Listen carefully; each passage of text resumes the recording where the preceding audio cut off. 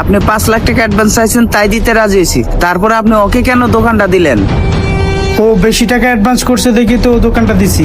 ও 6 লাখ টাকা অ্যাডভান্স করছে দোকানের জন্য। আপনি আমাকে বলতেন এই দোকানে 6 লাখ টাকা অ্যাডভান্স দেওয়া লাগবে, আমি 6 লাখ টাকা অ্যাডভান্স দিতাম, তারপরে দোকানটা আমাকে দিতেন। যেহেতু দোকানের ব্যাপারে আগে আমি কথা বলছিলাম, দোকানটা অন্য কারো দেওয়ার আগে একটাবার আমার সাথে কথা বলবেন না?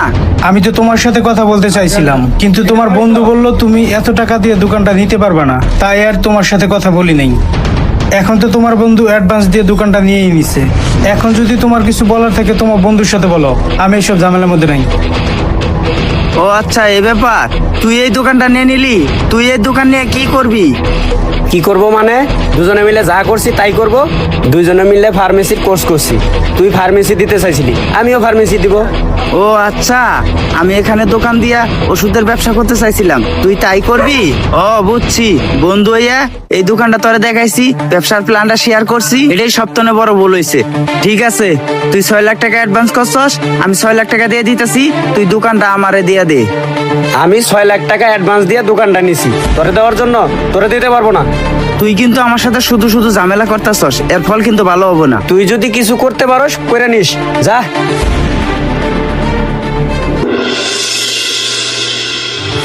ওয়ালাইকুম আসসালাম। কিরে, এই দরবারটা কি এখনো শেষ হয় নাই? আসলে বাজিতপুরের মানুষ খুব খারাপ। আচ্ছা ফোন রাখ, আমি আসতেছি। কাকা, আসসালামু আলাইকুম। ওয়ালাইকুম আসসালাম। কি ব্যাপার, তোমারে তো এই এলাকায় অনেকদিন ধরে দেখি না। কাকা, আসলে ওই বিভিন্ন কাজ কামে ব্যস্ত থাকি তো, আর ওই যে একটা ফার্মেসি কোর্স করতেছি, এই জন্য আর এলাকায় বেশি একটা আসা হয়। তো কাকা, আইছিলাম আপনার কাছে একটা কারণে। ভাতিজা, কি সমস্যা, কি কারণে আইছো? কাকা, বাইজতপুর পরিষেবা মোড়ে একটা দোকান নিতে চাইছিলাম। দোকানটা নিয়ে ভাবছিলাম একটা ওষুধের ব্যবসা করব, কিন্তু দোকানটা আমি নিতে পারলাম না। কেন দোকানটা নিতে পারলাম না কেন, কি সমস্যা? ওই যে উত্তরপাড়ার একটা ছেলে আছে না, এনামুল, ও আমার বন্ধু হয়, ওরে আমি দোকানটা দেখাইতে গেছিলাম। এই হচ্ছে দোকান, আর এই হচ্ছে মালিক। 5 লাখ টাকা অ্যাডভান্স লাগবে এই দোকানে। দোকানটা নিলে কেমন হয়? কি 5 লাখ টাকা অ্যাডভান্স দিয়া এই দোকান নিয়া ওষুধের ব্যবসা করবি? এই দোকান কি চলবো? কি চলবো না কে?